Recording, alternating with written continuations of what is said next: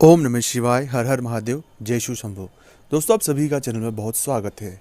आपकी बुद्धि किस व्यक्ति ने बांध दी है? आपका किसी काम को करने में मन नहीं लगता, आपका दिमाग कुछ भी चीज़ें सोच नहीं पा रहा है, बस वो एक ही जगह एक ही नकारात्मकता में बहुत डूबा हुआ है।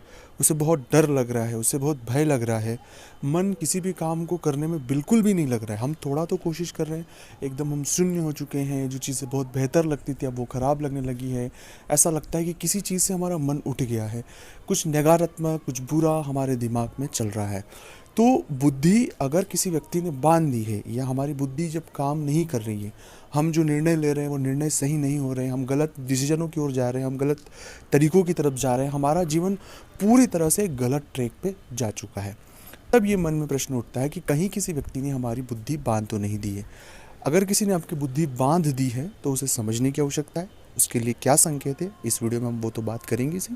दूसरा ये कि अगर किसी व्यक्ति द्वारा इस तरह की चीज़ें हो चुकी है तो कैसे इससे हमें बाहर निकलना है, क्योंकि हमारा मूल उद्देश्य तो इस परेशानी से बाहर निकलना है। तो जब कभी भी आप किसी काम में बार बार करने के बाद सफलता न मिल पाना, चीज़ों को लेकर बहुत एफर्ट लगाने के बाद भी परिणाम न मिल पाना, चीज़ें बहुत नकारात्मक जाना, जो लोग हैं वो बार बार धोखा देना, हम बहुत जल्द जिन पर विश्वास कर रहे हैं वो लोग हमें धोखा दे रहे हैं, हमारे साथ ऐसी सिचुएशनें हो रही है कि कोई अपना नहीं है।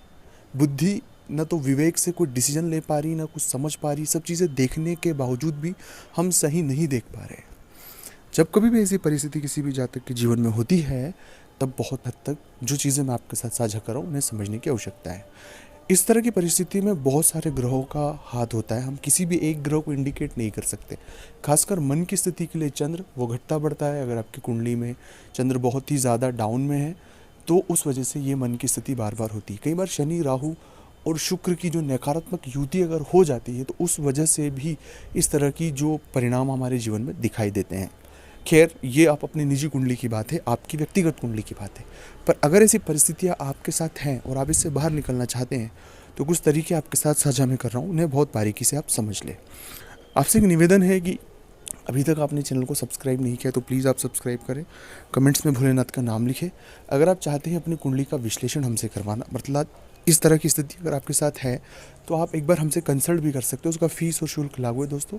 जो आप हमसे आपकी मदद हो पाएगी ज़रूर आपकी करेंगे। ऐसी परिस्थिति है तो आपको 2-4 चीज़ों पर फोकस करना है। सबसे पहली बात है, 2 से 3 घंटे आपको मौन रहना, मौन व्रत शुरू करना होगा। मौन व्रत करने का तरीका ऐसा है कि आप अपने शांत होकर अपने गुरु मंत्र का जप करें। नहीं है गुरु मंत्र तो नमः शिवाय नमः शिवाय नमः शिवाय का मन में जाप करें और पूरा ध्यान अपने नमः शिवाय के जप पर होना चाहिए। इस तरह की परिस्थिति जब आप 7 दिन तक करेंगे तो 8वें दिन से आपको बहुत सारी चीज़ें खुद को स्वतः ही समझ आएगी। दूसरा प्रयोग आपको ये करना है कि आप बजरंग बाण का पाठ करें, क्योंकि कहीं ना कहीं हमारे इर्द गिर्द एक नकारात्मक ऊर्जा हमने खुद ने क्रिएट करके रखी है। जब हमें सफलता नहीं मिलती तो हम खुद बहुत नेगेटिव हो जाती। हम खुद एक एनर्जी का हब है, तो नेगेटिव एनर्जी अगर हम प्रोड्यूस करेंगे तो इर्द गिर्द हमारे ही होगी। इसलिए जितना हो सके बजरंग बाण का पाठ करें। सुबह 2 बार करें, शाम को 2 बार करें, उससे बहुत फ़ायदा होगा।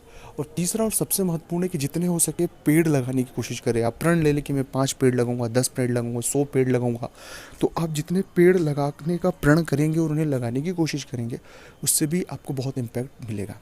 चौथा प्रयोग यह भी महत्वपूर्ण है कि जो दिव्यांग है या उनका आश्रम हो या कोई दिव्यांग व्यक्ति हो, उनकी आप मदद करें। और रही बात बुद्धि, आपकी कोई व्यक्ति बुद्धि नहीं बांध सकता। हम केवल हमारी परेशानियों में बहुत उलझ जाते हैं।